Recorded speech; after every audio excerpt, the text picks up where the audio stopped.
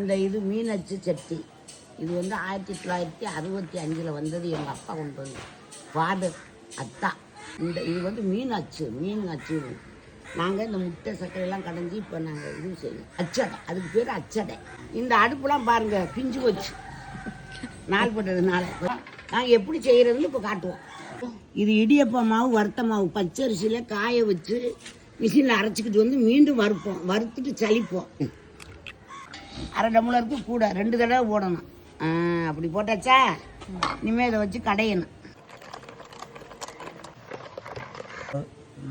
தேவையான அளவு போடணும். உப்புத்தூள் அடைஞ்சிக்கிட்டே இருக்கணும். இது வந்து மிக்சியில் அடையலாம், நீங்கள் அரைக்கலாம் வீட்டில் செஞ்சா.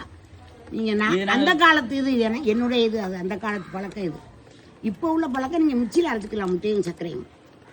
ஈஸியான வேலையாக போச்சு. இப்போலாம் ஈஸியாக போச்சு வேலை. உங்களுக்கு என்ன கஷ்டம்? எல்லாம் அம்மியில் அரைச்சோம், ஆட்டுக்கல் ஆட்டணும், உரம் குத்தணும். இப்போ அதெல்லாம் உங்களுக்கு இல்லையே. இப்போ ரொம்ப ஈஸியாகவும் செய்கிறீங்க. ரொம்ப மொத்த மாவு 3 கிளாஸ் போட்டாச்சு. 7 முட்டைக்கு 3 கிளாஸ் மாவு போட்டிருக்கு. சர்க்கரை வந்து 1.5 கிளாஸ் இழுக்குது. நான் இது பண்ணுறோம். நீங்க செய். தேங்காய் எண்ணெய். பிஸ்மில்லாஹிர் ரஹ்மானிர் ரஹீம்.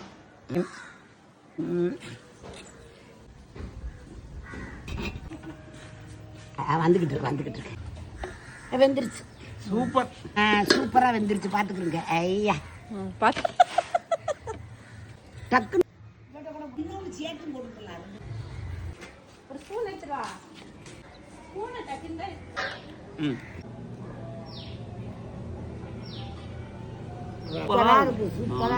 இந்த மாதிரி நீங்கள் பண்ணீங்கன்னா கமெண்ட்ல சொல்லுங்க. உங்களுக்கு கமெண்ட்ல சொல்லுங்க. இந்த மாதிரி சூப்பராக இருக்கும்.